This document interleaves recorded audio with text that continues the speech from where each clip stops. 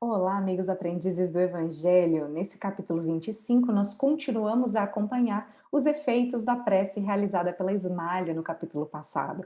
Lembrando que começamos a ver como é que se dava o processo dessa oração, os servidores diversos, né, desde a Ismália, que era a mais elevada espiritualmente naquele local, até os servidores mais embrutecidos, recebiam os eflúvios magnéticos do alto na mesma proporção, porém, cada um dava de acordo com as suas condições, e o André descreveu como que bolhas, né, saindo de cada um com sua coloração, e essas bolhas iam em direção àquelas múmias. O André continua a descrição, então, primeiro destacando como é que o ambiente ficou numa claridade por causa da prece, muito serena, doce e radiante, diferente de uma luminosidade artificial. E esses flocos radiosos, então aquilo que ele chamou de bolhas, agora ele está se referindo como flocos radiosos, que partiam de cada um deles, multiplicavam-se no ar como se eles obedecessem a um misterioso processo de segmentação, de separação, e caíam sobre aqueles corpos inanimados, dando a impressão de lhes penetrarem as células mais íntimas. Eles já tinham abandonado aquela situação de recolhimento da prece, mas ainda assim, os corpos deles continuavam radiantes e as bolhas continuavam saindo em direção aos adormecidos. Ele começou a perceber, da mesma forma que ele tinha visto para Ana antes, que além daquela capa mortuária que eles apresentavam, já dava para ver, dava para perceber núcleos de sombra. Então, antes ele tinha se concentrado na Ana, né? Aquela senhora que ele viu o triste pesadelo em que ela estava presa, pesadelo do próprio mal, do próprio crime que ela cometeu. E agora, nos corpos em geral que estavam deitados, ele também percebia esses núcleos de sombra. E ele destaca que essas bolhas luminosas que caíam, como se obedecessem a uma vontade própria, se concentravam na fronte desses adormecidos. E aí, surpreendentemente, o André começou a perceber que muitos começavam a apresentar sinais de vida. Então, alguns deles soltavam os gemidos angustiosos, outros falavam em voz alta, outros mexiam pés e mãos, como se quisessem escapar daquele sono, ou pesadelo, né? Um sono é uma coisa mais tranquila do nosso ponto de vista, né? E aí, dos que receberam todo tipo de auxílio possível, dois desses se levantaram. E o André tomou um susto danado, reparando que eles começaram a correr como loucos, fugindo, e percebeu que ninguém foi atrás. E o Alfredo, instintivamente, né, já falou com o André, não se preocupe, viu que ele ficou angustiado, né, por eles estarem indo embora, tipo, ninguém vai segurar, ninguém vai explicar para eles o que está acontecendo. E o Alfredo fala, não faz sentido assustar eles agora, com essa triste situação em que eles estavam, né, presos nesses pesadelos. Não poderão, diz o Alfredo para o André, fugir às fortificações e depois eles vão voltar a pedir socorro em alguma outra dependência a que serão recolhidos para adequados ao tratamento. Então, naquele local, o trabalho já foi feito, porque o objetivo ali era despertá-los daquele sono angustioso. Agora que já tinha sido despertado, passava a ser necessário um outro tipo de auxílio e, chegada a hora certa, depois deles perambularem quanto tempo for necessário, eles vão alcançar alguma ajuda necessária para eles. E aí eles continuaram silenciosos por mais alguns minutos, e o André destaca que aos poucos as luzes foram se apagando, e a Ismália então declarou o fim da atividade das orações, e o Alfredo, ainda com o sinal luminoso, declarou por encerrado aqueles trabalhos da noite. O Alfredo, inclusive, agradeceu a todos, né, pelo concurso e destacou feliz o fato dos dois terem saído correndo, né, porque já tinham alguns dias que ninguém se levantava. Então, encerrado o trabalho, o Aniceto aproveitou para fazer alguns comentários para o André e para o Vicente, para o aprendizado dele e, claro, para o nosso aprendizado também. Então, ele começa destacando que o trabalho da prece é muito mais importante do que a gente aqui imagina no círculo dos encarnados. Não há prece sem resposta. É uma coisa que geralmente a gente teima em achar que as nossas preces, os nossos pedidos, os nossos pensamentos não estão sendo ouvidos, mas saibamos que nós estamos sim sendo escutados e que existe uma resposta. Ele destaca que a prece é uma comunhão entre Criador e criatura, constituindo assim o mais poderoso influxo magnético que conhecemos. Então a gente acaba desdenhando do poder que a nossa missão mental tem.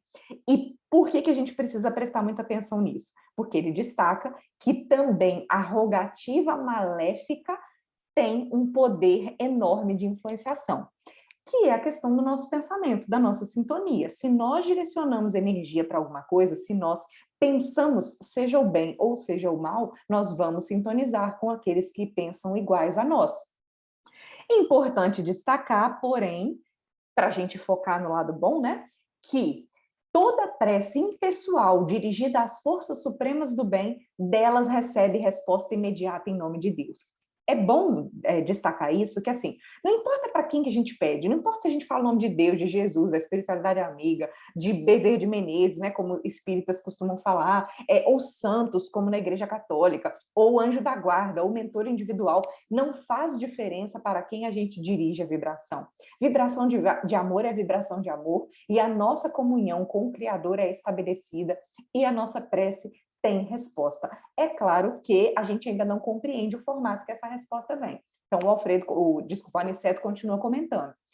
Fluem, a partir desse momento que a gente faz essa conexão, das esferas mais altas, elementos força que vitalizam o nosso mundo interior e se exteriorizam em seguida contagiados do nosso magnetismo pessoal no intenso desejo de servir com o Senhor.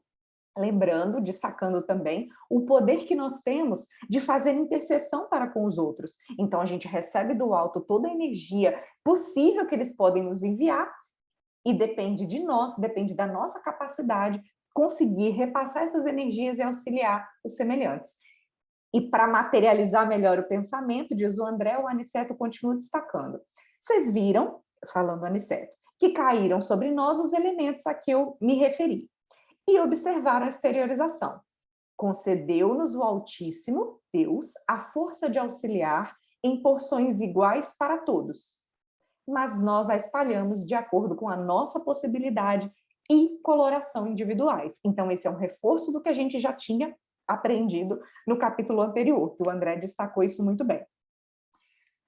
Também destacando algo que a gente comentou no capítulo passado, o Aniceto fala, temos aqui uma profunda lição. O pai visita os filhos necessitados através dos filhos que procuram compreendê-lo. Então, não é Deus que vem, que se personifica de alguma forma para enxugar as nossas lágrimas. Não, isso não faz parte da lei divina. Compete ao necessitado ir ao reencontro dele. E por que reencontro?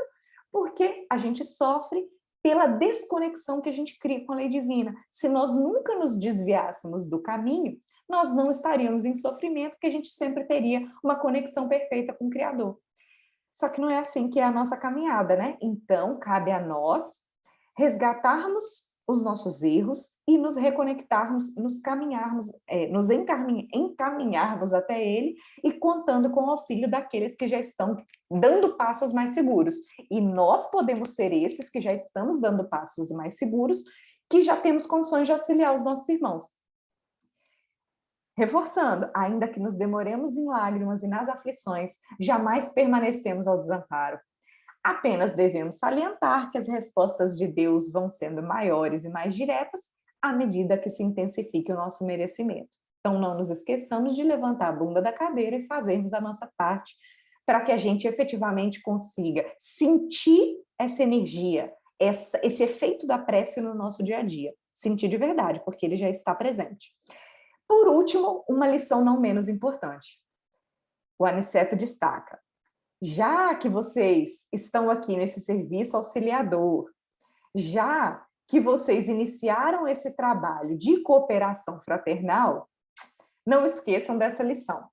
Naquele pavilhão tem 1.980 abrigados que dormem. Todos recebem todo dia alimento e medicação comuns. Porém, acompanhamos que só 400 foram atendidos com medicação especializada. Menos ainda com os passes magnéticos e poucos com o sopro curativo. E desses poucos, 2 se levantaram. Daqueles que receberam todo tipo de auxílio possível, 2 e ainda assim perturbados, né? Totalmente desnorteados, inclusive saíram correndo. Aí vem a lição. Façamos todos o bem, sem ansiedade. Semeemos sempre em toda parte, mas não estacionemos na exigência de resultados. O lavrador pode espalhar as sementes à vontade onde quer que esteja, mas precisa reconhecer que a germinação, o crescimento e o resultado pertencem a Deus. Como diz a parábola do semeador, o semeador saiu a semear. Não fala na parábola que ele ficou esperando a semente para ver se ela ia morrer na pedra, para ver se ela ia ser sufocada pelo espinho, para ver se ela ia dar fruto. Não. Semeou e seguiu em frente. Ajudemos e sigamos. Não precisamos ficar ansiosos ou até mesmo ficar frustrados se nos parece que não tem resultado. A semente está plantada. Aí, para a semente germinar, vai depender também do outro, porque a maçaneta do coração é por dentro. E cada um precisa fazer o seu esforço individual para sair do lugar, para levantar da cadeira e para caminhar. Plantemos. Não nos preocupemos com a colheita dos outros, preocupemos com a nossa colheita. E aí sim, a plantação também sobre nossa responsabilidade. Um abraço a todos, nos encontramos na próxima semana.